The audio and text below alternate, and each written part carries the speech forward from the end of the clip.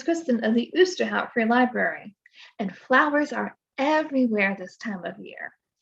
Have you ever wondered what's inside of a flower, or where flowers grow, or how they bloom from a tiny, tiny seed? Well, wonder no more. Every question about flowers is answered in this beautiful book, What's Inside a Flower, and other questions about science and nature. And today you'll learn about flowers and some fun activities where you can be a scientist, a citizen scientist, just by observing flowers and their pollinators, the bees. Now let's get started with the book, What's Inside a Flower. When speaking of bees, this book has a little bee friend. Maybe you'll spot him. What's inside a flower?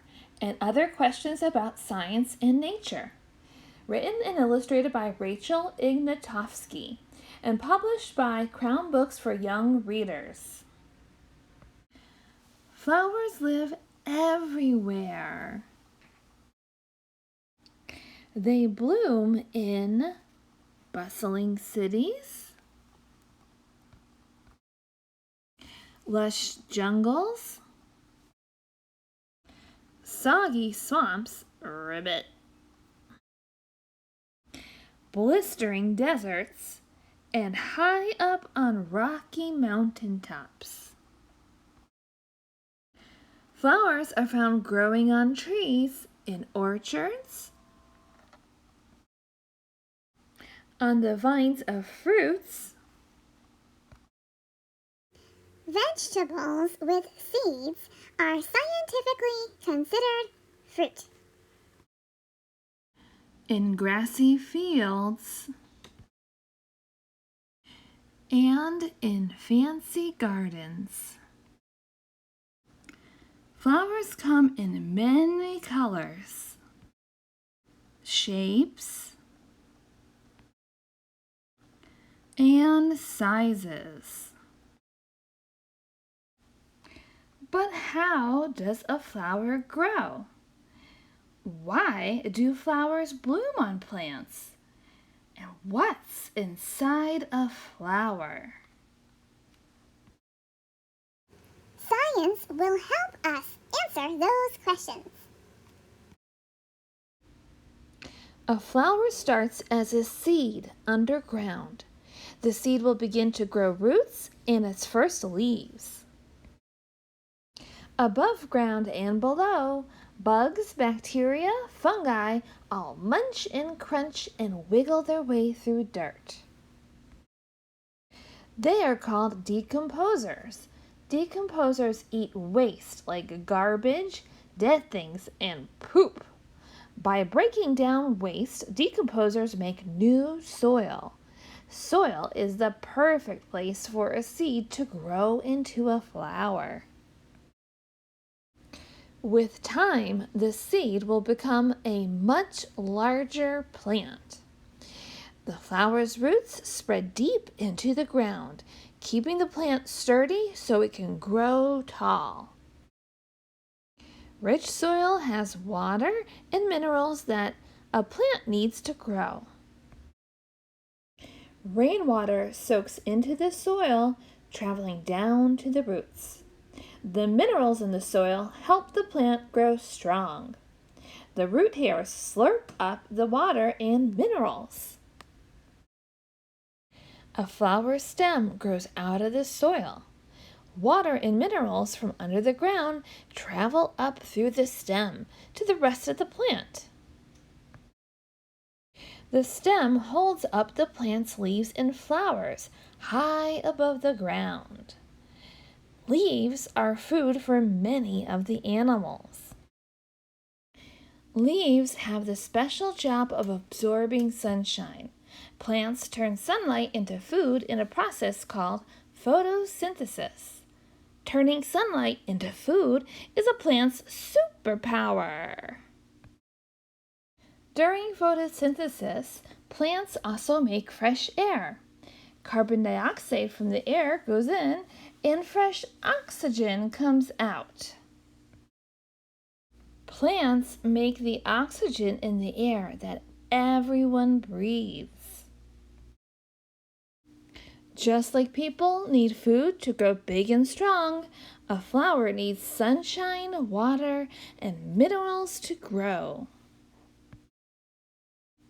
When a flowering plant gets big enough, buds will appear.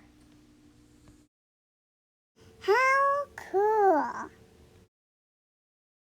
Each bud opens little by little until it blooms into a beautiful flower. Look inside a flower to see where seeds are made. The stamen make fluffy grains called pollen. The pistil has sticky stigma and tiny egg cells called ovules. A new seed can only grow when pollen lands on a flower stigma. This is called pollination. A few types of flowers can make seeds all by themselves. Most flowers need pollen from another plant to make seeds. Many flowers need help to be pollinated. Some flowers rely on the wind to spread their pollen. Other flowers use animals. These animals are called pollinators. Flowers create nectar that many pollinators love to eat. Bees, butterflies, birds, and bats all reach inside the flowers for a tasty treat. The pollen sticks to their bodies, and as the pollinators snack from flower to flower, they spread pollen and help to create seeds. Yum! Nectar! Flowers attract pollinators in different ways. Many flowers have colorful petals. They're like neon signs saying, "Nectar's here." Some flowers have strong smells to attract pollinators. Night-blooming flowers smell especially sweet, so pollinators can find them in the dark. A flower petal's shape makes feeding easy for local pollinators. Some petals are shaped like a landing pad for bugs, while others are perfect for long tongues and beaks. The more pollinators that visit a flower, the more chances there are for seeds to be made. Many plants use seeds to reproduce and spread new plants around the world. Flowers create new seeds through pollination. Time passes and seeds become ready to be planted. Some seeds will burst out of their pods and grow wherever they fall. Other seeds will be eaten by animals and scattered when they poop. Seeds travel near and far. They roll down hills, fly on the wind, and float away in the water. Some seeds have wings to help them glide. Some seeds are hard and heavy. And there are even seeds with hooks to catch a ride on a passerby.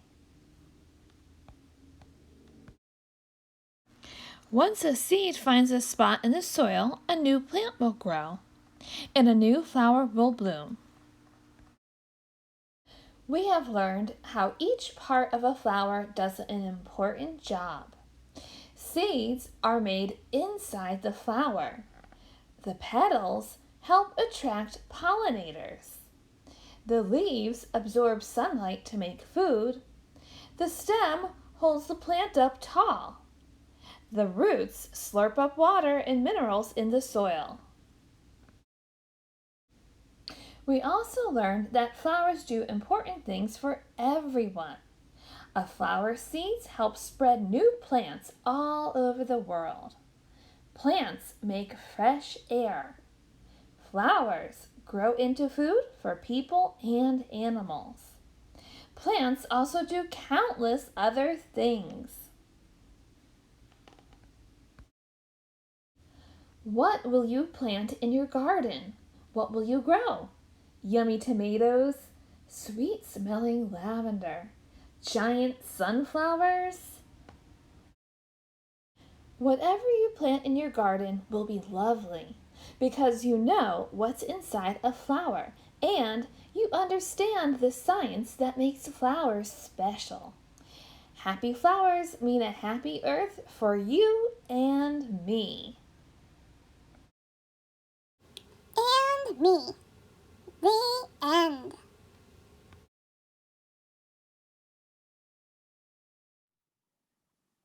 This book has such beautiful illustrations and is full of great information too. I hope you'll check it out for yourself. But the best way to know what's inside a flower is to look at one yourself.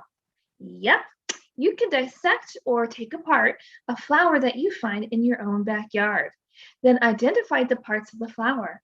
The author and illustrator of the book has a nice coloring sheet that you can use as a guide, or you can even just color it yourself.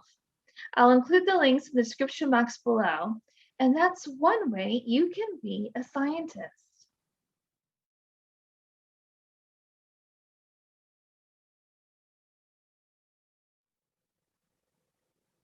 Another way you can be a scientist, a citizen scientist, is to participate in the Great Sunflower Project. All you have to do is observe flowers in your own backyard or on your next walk. It could be any flowers, not just sunflowers, because scientists want to know when, where, and how many pollinators are visiting your flowers.